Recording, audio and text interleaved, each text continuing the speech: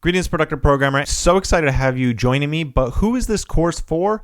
Well, this course is really for anybody that wants to learn Phoenix LiveView. So there's no experience necessary with Phoenix LiveView or Phoenix or Elixir, which is the programming language that Phoenix runs on. You don't need to have any experience with any of that to join me in this course.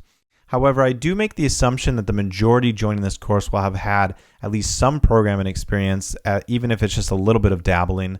Most likely, I've made the assumption that you maybe have a little bit of JavaScript experience or a little bit of Python experience.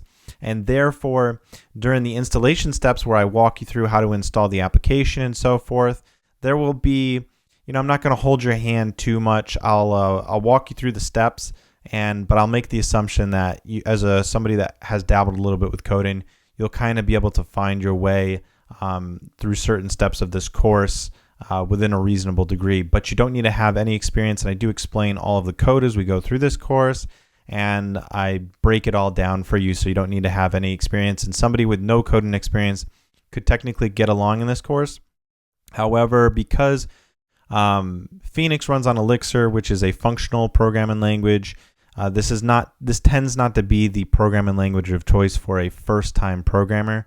However, it's a highly productive programming language, and I really believe that, in the future years, this is where I think the industry is going to go. So, it's an excellent opportunity to get in as a first language, but most developers tend to have a little bit of experience when they start to seek out Phoenix LiveView, and so I assume that maybe you are in the same realm and you want to expand and grow your programming skills. So whether you have no experience at all or you have some programming experience, I think you're really going to enjoy this course, and I'm excited to share it with you. So let's get started. In the next step, we're going to go ahead and go through the installation process.